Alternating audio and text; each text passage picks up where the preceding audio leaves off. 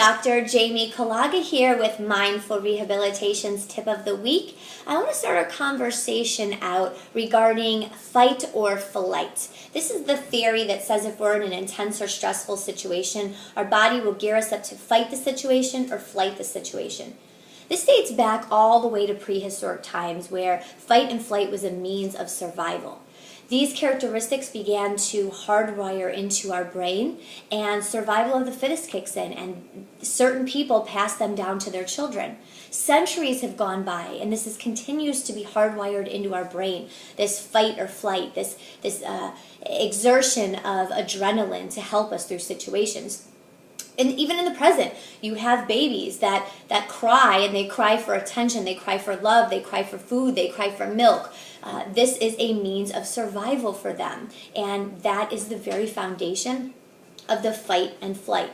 Okay, now, in another category, we have something called rumination. Rumination is where the brain sits there and it thinks about the same thing over and over and over again. Where did I go wrong? What did I do? It's analyzing one thing extremely intensely or ruminating on that. Women are very prone to rumination. Even research shows that this portion of the brain is highlighted in a lot of women when looking at the brain. Okay, so going back to fight or flight. Over all these centuries, our body has sped up the response to fight or flight, bringing us to a point where right when we need to fight or flight, our brain puts us into a place where we instantly remember a situation that we were put in that's very similar. So now our body knows how to attack the situation and what to do. A means for defense, part of the fight and flight. The problem is with women is that we have memories of the past, and a lot of times we take all the bad that happened in those memories and we go over it and over it and over it. So now we're in a fight or flight situation and we're ruminating and analyzing the same thing. Oh yeah, I remember I messed up that time and that's why that failed. And now I'm failing this time, and you just cycle in this negativity. You literally brainwash yourself into thinking you make many bad decisions, or that you're negative, or that you aren't going to know what to do.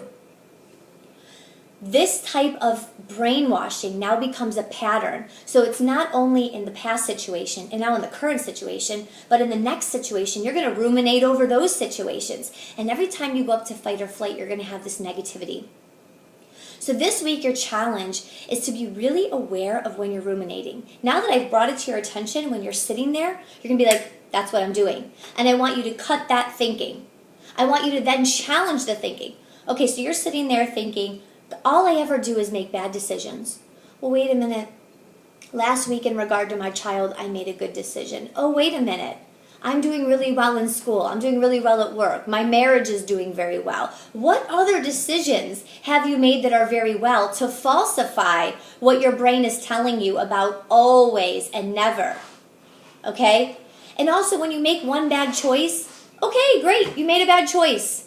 Don't let that turn into a lifetime of bad decisions. Learn from it and march on. And also know that when you make one bad decision, it doesn't constitute as you only and always make bad decisions.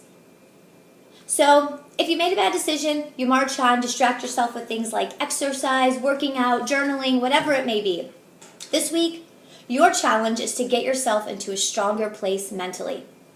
For more tips and tricks, contact me at www.mindfulrehab.com.